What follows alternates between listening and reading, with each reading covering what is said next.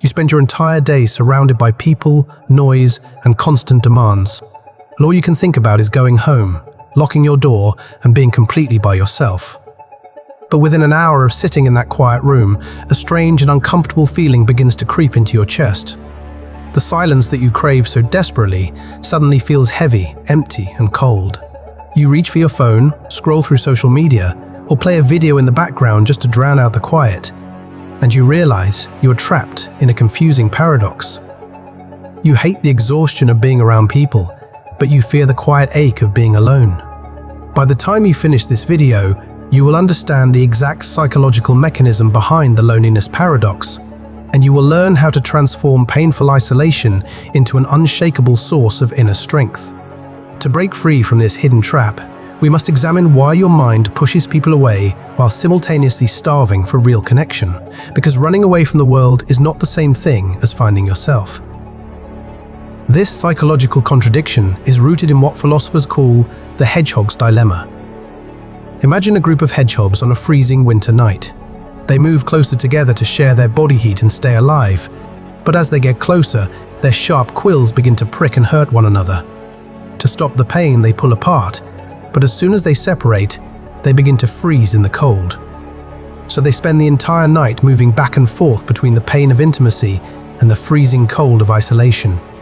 In your own life, you experience this exact cycle every time you get hurt, misunderstood, or emotionally exhausted by people. Your brain registers social interaction as a source of pain, and it commands you to retreat into your shell. You tell yourself that you prefer to be completely alone, and you build high walls around your emotional life to protect yourself from future disappointment.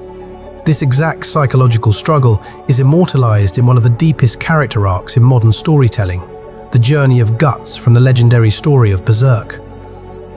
After experiencing devastating betrayal and unbearable trauma, Guts chose to sever all human ties. He wrapped himself in heavy armor, picked up his sword, and convinced himself that he needed no one. He walked a dark and solitary path, believing that emotional isolation was his ultimate armor against pain. But as he fought his battles entirely alone, his heart grew cold, bitter, and hollow. His isolation was not giving him peace. It was steadily destroying his humanity.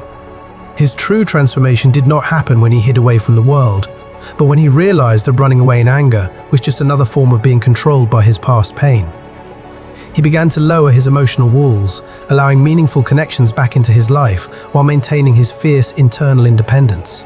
He learned that true strength is not building a wall to keep the world out, but building an internal foundation that remains calm no matter what happens around you. Stop using isolation as a protective shield and start using solitude as a spiritual sanctuary. This single mental shift changes everything about how you experience being alone. Defensive isolation is born out of fear, weakness, and anger. It is a desperate attempt to run away from the pain of human connection.